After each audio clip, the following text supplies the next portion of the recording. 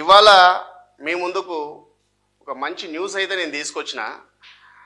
ఎందుకు అంటే మంచి న్యూస్ అంటే ఇది అందరు చూసిందే, కాకపోతే ఏంటంటే ఇది తెలుసుకోనన్నా ఆడవాళ్ళు ఇకపై జాగ్రత్త పడడానికి నా వంతుగా నేను కొన్ని విషయాలు చెప్పడానికి అయితే వచ్చిన. సో ఇది లేటెస్ట్గా జరిగిన ఒక వీడియో, అంటే ఇప్పుడు ప్రజెంట్ ట్రెండింగ్ నడుస్తున్న వీడియో ఇది. సోషల్ మీడియాలో కానీ శాటిలైట్ ఛానల్స్లో కానీ ప్రతి దగ్గర కూడా ఈ విషయం ఇప్పుడు చాలా వైరల్ అయింది. ఏంటంటే ఎంత కోపం ఉన్నా భార్య పైన ఇంత దారుణంగా చంపిన వీడియో మాత్రం చరిత్రలో ఇప్పటివరకు మనం చూడలే.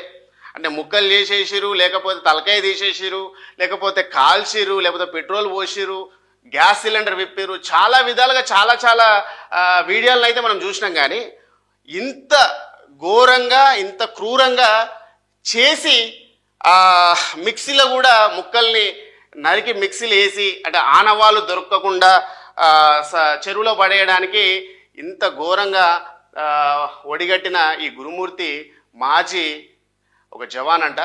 సో మరి ఏ విషయంలో ఇంతగానం హట్ అయ్యిండు మనోడు? ఏంది అసలు ఇంత హట్టు కావాల్సిన అవసరం ఏముంది? తనేమన్నా తప్పు చేసిందా, లేకపోతే తనకు ఏమన్నా ఎక్కడన్నా రెడ్ హ్యాండ్ దొరికిందా, లేకపోతే ఇతను ఆర్మీలో ఉన్నప్పుడు ఈవిడ ఎవడన్నా అంటే ఎప్పుడన్నా వేరే వాడితో ఏమన్నా అక్రమ సంబంధం పెట్టుకుందా, ఏదనేది ఇంకా మనకైతే క్లుప్తంగా తెలియలేదు. కాకపోతే మాత్రము అంత ఘోరంగా చంపడానికి మాత్రం పెద్ద కారణమనే ఉంటుందని నేనైతే అనుకుంటున్నా. ఎందుకంటే తనకు తెలుసు ఆల్రెడీ ఒక జవాను, రూల్స్ రెగ్యులేషన్స్, పోలీసులు ఏ విధంగా నన్ను పట్టుకుంటే ఏ విధంగా నేను జైలు పాలవుతా, ఎన్ని సంవత్సరాలు ఉంటా, దీనికి నాకు ఉరిశిక్ష పడే అవకాశం కూడా ఉంటుంది అని కూడా మనోడికి తెలిసి కూడా ఇంత దారుణానికి ఒరిగట్టిందంటే నేనేమనుకుంటున్నా అంటే ఈ అమ్మాయి ఏమన్నా అతన్ని ఏదైనా మోసం చేసిందా, లేకపోతే ఇతనికి తెలియకుండా మన అక్రమ సంబంధం పెట్టుకుందా అనేది ఇంకా మనకైతే క్లుప్తంగా తెలియలేదు. ఒకటైతే నాకు బాగా అర్థమవుతుంది, ఇలాంటి మూర్ఖుణ్ణి ఇంత దారుణంగా చూసిన తర్వాత ఆడవాళ్ళు ఇక నుంచి అన్నా మీరు మేలుకోవాలా. ఇతను ఎట్లా చంపిండి అనేది ఒక్కసారి మీరు వీడియోలు కింద చూస్తే మీకు ఏమేమి ఉంటాయి అసలు మీరు అన్ని చచ్చిపోతారు. మీరైతే దారుణంగా ఒక మొగుడిని చూస్తే మాత్రం ఇంట్లో ఉరేసుకొని చచ్చిపోవాలన్నంత అదవుతుంది. అసలు ఏందండి ఆ దారుణంగా దంపడం? అసలు ఎంత దారుణం అంటే ముక్కలుగా నరికి దాన్ని మిక్సీలో వేసి ఆ పౌడర్ని మళ్ళీ ఎండబెట్టి ఆ పౌడర్ని చెరువులో కలపడం ఏంటండి? అసలు ఎంత దారుణం అది.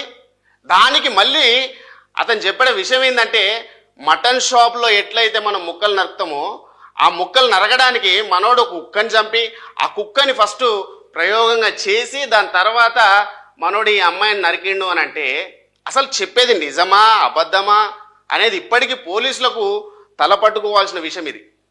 నిజంగా ఇది నిజమా అబద్ధం అనేది కూడా ఇంకా ఇప్పటివరకు తెలియలే. ఎక్కడ కూడా ఆనవాళ్ళు కూడా లేవు. అంటే నిజంగా మనోడు ఏదైనా చేసి ఇట్లా చెప్తున్నాడా, లేకపోతే మనోడు వైరల్ కావడానికి చెప్తున్నాడా ఏందనేది కూడా ఇప్పటికీ పోలీసులకు అంతుపట్టని విషయం ఇది. నేను ఏమనుకుంటున్నా అంటే ఇప్పటి నుంచి అంటే ఇంత దారుణంగా చేసిన ఒక మనిషిని మనమైతే ఒకసారి ఆలోచించాల. ఏ విధంగా అంటే ఇట్లాంటి నిజంగా అంటే జరిగిందా జరగలేదా అనేది మనోడు చెప్తున్నాడు, ఇంకా మనకైతే క్లారిటీ రాలేదు. నిజంగా ఒకవేళ జరిగితే ఎంత దారుణంగా ఉంటుంది. కాబట్టి ఆడవాళ్ళు ముఖ్యంగా తెలుసుకోండి అమ్మా, మీరైతే ఇలాంటి భర్తలుగినా మిమ్మల్ని కొట్టడం కానీ, రాసి రంపాలు పెట్టడం కానీ, లేకపోతే మిమ్మల్ని ఇబ్బంది పెట్టడం కానీ, కట్నం తెమ్మని కానీ, లేకపోతే ఆడపిల్లలు పుట్టారని చెప్పి మిమ్మల్ని చంపేయడానికి ఏదన్నా చిన్న ప్లాన్ చేసినా కూడా మీరు ఎంత తొందరగా అయితే అంత తొందరగా ఇలాంటి మూర్ఖుల నుంచి మీరు బయటపడడానికి ట్రై చేయండి. ఎందుకంటే ఒక ఇష్టం లేని మగవంతో మీరు ఎన్ని సంవత్సరాలు సంసారం చేసినా వాడికి ఏదో విధంగా మిమ్మల్ని చంపడానికో లేకపోతే ఇంకోటి చేయడానికో ఆలోచిస్తాడు తప్ప వాడు మిమ్మల్ని ఏదో మంచి చేసుకొని ఉండాలని మాత్రం ఎప్పుడు అనుకోడు.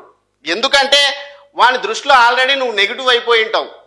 ఏ విషయంలో అనేది ఒకటి మనం చెప్పుకోవడానికి లేదు. కట్నం తేలేదనో, లేకపోతే ఆడపిల్లల్ని కంటున్నావు మగపిల్లల్ని ఇవ్వట్లేదనో, లేకపోతే నువ్వు ఇంతకుముందు ఎవరితో అక్రమ సంబంధం పెట్టుకొని దొరికినవనో, లేకపోతే నువ్వు మంచిదాని కాదనో, లేకపోతే నువ్వు అందంగా ఉండటం లేదనో, లేకపోతే మొగుడు చెప్పిన మాటలు నువ్వు వినట్లేదనో, ఏదో విధంగా మిమ్మల్ని వాళ్ళు టార్గెట్ చేస్తున్నారు అని తెలిసిన తర్వాత మీరు దాన్ని గ్రహించి ఎంత వీలైతే అంతవరకు విడాకులు తీసుకోవడమో లేకపోతే అతని నుంచి దూరంగా మీ అమ్మ నాన్న వాళ్ళ ఇంట్లో ఉండడమో చాలా ఉత్తమం అని అయితే నేనైతే చెప్తున్నా. ఎందుకు అనంటే, ఎందుకండి ఒక ఇష్టం లేని భర్త దగ్గర ఉండి మీ చావును మీరు కొని తెచ్చుకుంటారు? ఇంత దారుణంగా చంపే మొగజాతి ఉన్నప్పుడు మరి మీ ఆడవాళ్ళు ఏం చేస్తున్నారు? ఎందుకు వాడిని పట్టుకొని టార్గెట్ చేస్తున్నారు? ఎందుకు వాడిని పట్టుకొని వాడు చంపేదాకా తెచ్చుకుంటున్నారు? ఏం మీరు బతకలేరా? మీరు సొంతంగా ఉండలేరా? మన సమాజంలో మీకు కొంచెం చిన్న చూపు అయి ఉండొచ్చు, కానీ ప్రాణాలు అయితే మిలుగుతాయి కదా. మీ పిల్లలకు మీరు అనాథలు చేయకుండా అయితే ఉంటారు కదా. కాబట్టి నేనైతే చెప్పదలుచుకుంది ఏంటంటే, ఇలాంటి ఒక మూర్ఖుణ్ణి చూసిన తర్వాత అయినా మీరు మారి అలాంటి భర్తలు ఎవరైనా ఉంటే ఇమ్మీడియట్లీ ఆ విడాకులు తీసుకొని పక్కకు జరిగిపోండి. ఎందుకు చెప్తున్నా అంటే, మీరు చనిపోయిన తర్వాత మీ పిల్లలు అనాథలు అవుతారు, మిమ్మల్ని కన్న తల్లిదండ్రులు కూడా అనాథలు అవుతారు. మీరు చచ్చి ఏమీ చేసింది లేకుండా అయిపోతుంది. అదే బయటికి వెళ్ళి అదే మొగోడిని తలదన్నినట్టు మీరు జాబ్ చేసో లేకపోతే ఇంకేదన్నా చదువుకోనో ఏదన్నా మంచి పొజిషన్లు ఉంటే అదే మొగోడు అయ్యో అనవసరంగా నా పిల్లాన్ని వదులుకున్నాను కదా అని చెప్పి వాడే బాధపడి మళ్ళీ వచ్చే అవకాశాలు కూడా ఉంటాయి. అంతేగాని వానితోనే ఉండి సమాజం ఏదో అనుకుంటుంది, మా తల్లిదండ్రుల పరువు పోతుంది అని చెప్పి మీరు సచ్చేదానికైతే తెచ్చుకోకండి. ఇది చాలా నిజమైన వార్త. ఎందుకంటే నేను చాలా ఇళ్లలో చూస్తుంటాను. అట్లా అని చెప్పి నేను ఆడవాళ్ళు ఏదో మంచోళ్ళు మొగోళ్ళు చెడ్డోళ్ళు అనట్లే. ఇక్కడ వచ్చేవారికి వీడొక్కడే టార్గెట్ అయ్యింది. ఇప్పుడు ఇది కూడా మనకు రాబోయే రోజుల్లో తెలుస్తుంది. అసలు ఎందుకు అంత దారుణంగా వాడు చంపాల్సి వచ్చింది, వాడు ఇంత దారుణంగా చంపాల్సి వస్తే ఆ అమ్మాయి ఏం తప్పు చేసింది అనేది కూడా మనకు మళ్ళీ కోర్టు ద్వారానో లేకపోతే ఏదో ద్వారంగా మనకు న్యూస్ వస్తుంది. దాని తర్వాత మళ్ళీ మాట్లాడుకుందాం. కాకపోతే ఏంటంటే, ఇప్పుడైతే వీడు టార్గెట్ అయ్యిండు కాబట్టి వీని గురించి మాట్లాడాల్సి వస్తుంది. నేనేమంటున్నా అంటే, ఆడవాళ్ళు కూడా మీ చావును మీరే కొని తెచ్చుకుంటున్నారు. ఏ విధంగా అంటే, మీరు ఫస్ట్ ఎప్పుడైతే పెళ్ళి అవుతుందో అప్పుడే మొగుడిని తీసుకొని బయటికి వెళ్ళాలనుకుంటారు. అలా వెళ్ళడమే మీ తప్పు. ఎందుకు చెప్పాలా?